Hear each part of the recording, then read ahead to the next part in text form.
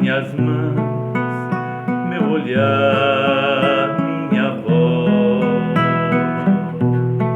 A ti, meu Deus, eu quero oferecer meus passos e meu viver, meus caminhos, meu sofrer. A tua ternura, Senhor, vem me abraçar, e a tua bondade infinita me perdoar. Vou ser o teu seguidor e te dar o meu coração. Eu quero sentir o calor de tuas mãos.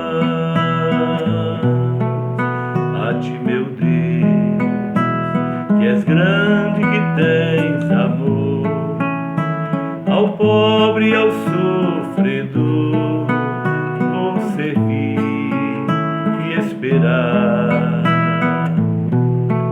A ti, Senhor, humildes se alegrarão, cantando a nova canção de esperança e de paz. E a tua ternura, Senhor, vem me abraçar, e a tua bondade infinita me perdoar. Vou ser o teu seguidor e te dar o meu coração. Eu quero sentir o calor de tuas mãos.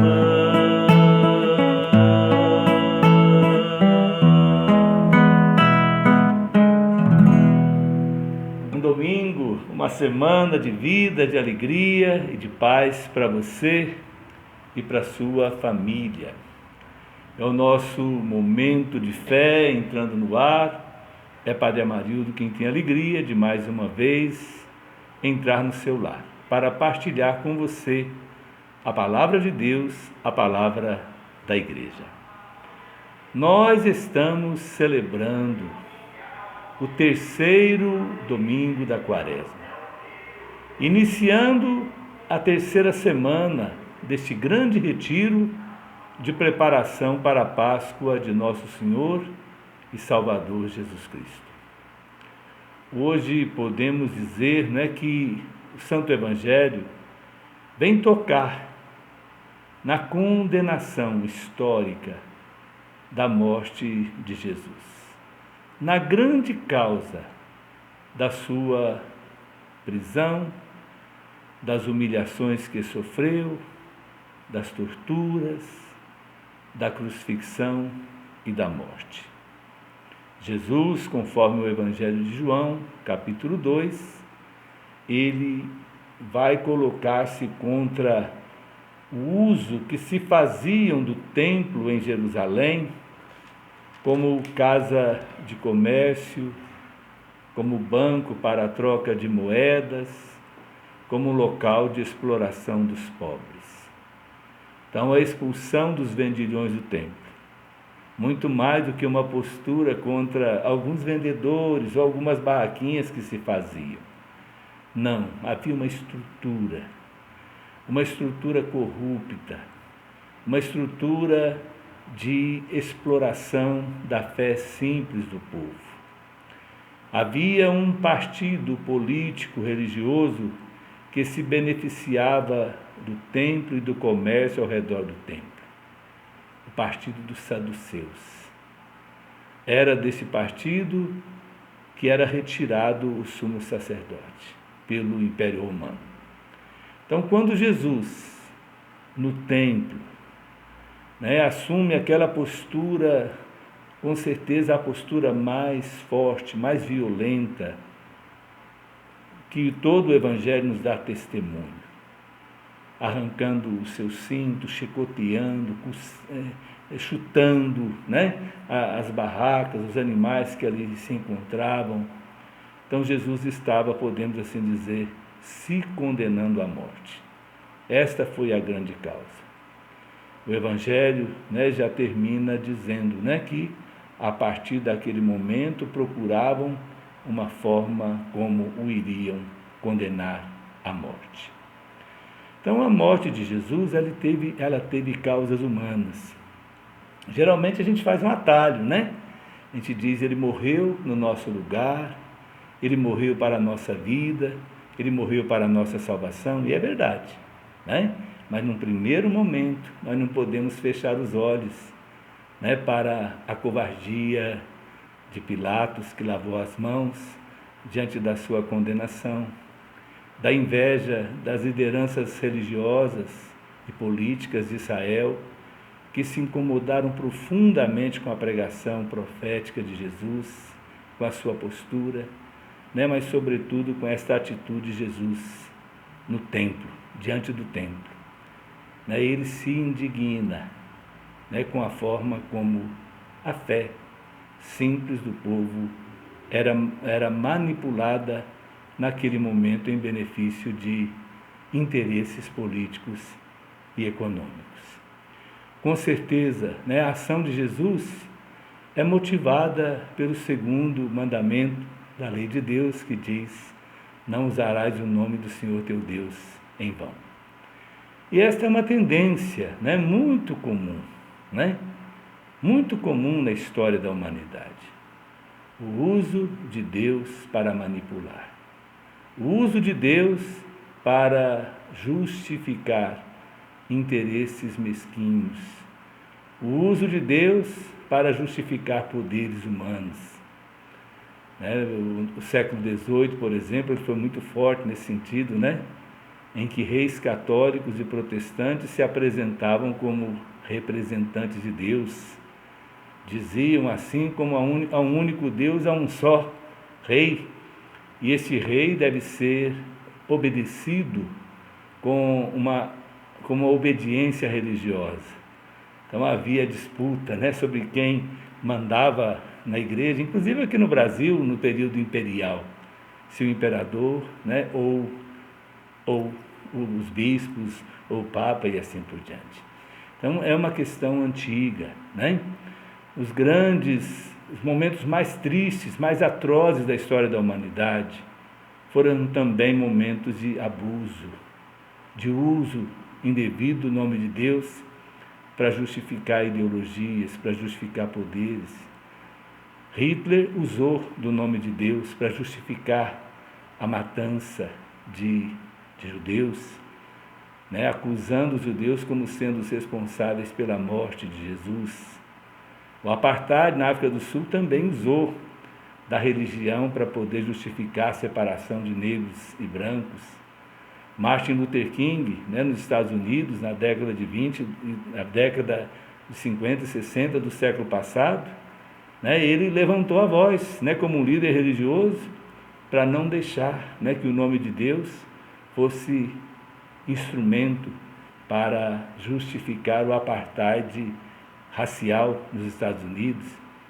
E assim nós vamos ver tantos mártires, tantas pessoas, tantos profetas de ontem e de hoje, que emprestam a sua voz, que se unem a Jesus para mostrar que há um único Deus e esse único Deus deve ser adorado e servido por todos, que há um só Senhor, e todos nós somos servos.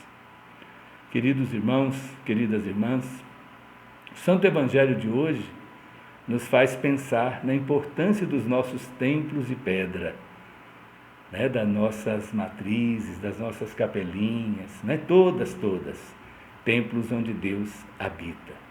E devem ser tratados com carinho, com o devido respeito por todos nós. Nosso querido Papa Francisco, no primeiro documento que ele escreveu, chamado Evangelii Gaudium, é o texto, podemos assim dizer, que mostra todo o seu programa de pontificado. Ele diz que em todos os lugares hajam igrejas de portas abertas, como mãe acolhedora a acolher os seus filhos. Então, o templo de pedra é muito importante. Foi muito importante para o povo do Antigo Testamento e é importante também para a nossa comunidade. Seja, né, uma igreja bonita, chique, né? Seja uma igreja simples, pequena, mas é casa onde Deus habita e deve ser respeitada. No Evangelho, Jesus fala, né? Destrua esse templo e em 3 dias eu o reerguerei. Jesus não estava falando do templo de pedra, que gastaram 46 anos para construí-lo, mas está falando do templo que é o seu corpo. Porque para Jesus, o corpo humano é templo onde Deus habita. Por isso, todo o corpo humano, toda pessoa humana deve ser respeitada. Por isso, nós não temos o direito de manipular, de ultrajar, de violentar nenhum corpo humano, porque é templo onde Deus habita. Assim foi o de Jesus, assim é também o nosso. Nós não nascemos para a morte, para a humilhação, nascemos para a ressurreição. A nossa vida tem valor, nossa saúde tem valor, nossa caminhada nesse mundo tem valor, nossa luta pela saúde tem valor, tem sentido. Somos templos de Deus. Todos nós. O meu corpo é templo de Deus, o seu corpo é templo onde Deus habita e por isso deve ser respeitado. Então vamos, durante esta semana, 3ª semana de preparação para a Páscoa, 3ª semana de penitência, refletir, né, sobre o cuidado que estamos tendo com esse templo de Deus que é o nosso corpo.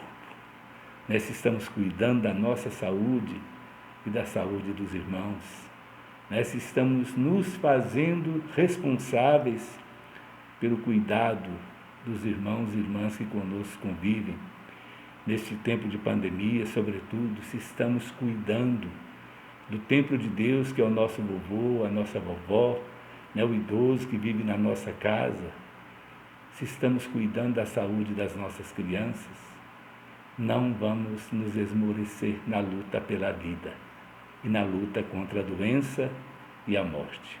Vamos pedir ao Senhor que nos ilumine, que nos abençoe, que estenda sobre nós suas mãos, que abra os nossos caminhos, que amplie nossos horizontes, nos livre de todo mal, nos conceda saúde e muita paz. Que o Senhor Deus da vida vos abençoe. Em nome do Pai, e do Filho e do Espírito Santo. Amém. Continue ligado na nossa programação. Se você ainda não se inscreveu no nosso canal, procure fazer, curta a nossa programação. Vamos fazer com que a nossa mensagem chegue também às outras pessoas. A tua ternura, Senhor, vem me abraçar, e a tua bondade infinita a mim. Vou ser o teu seguidor e te dar o meu coração. Eu quero sentir o calor de tuas mãos. A tua ternura, Senhor, vem me abraçar, e a tua bondade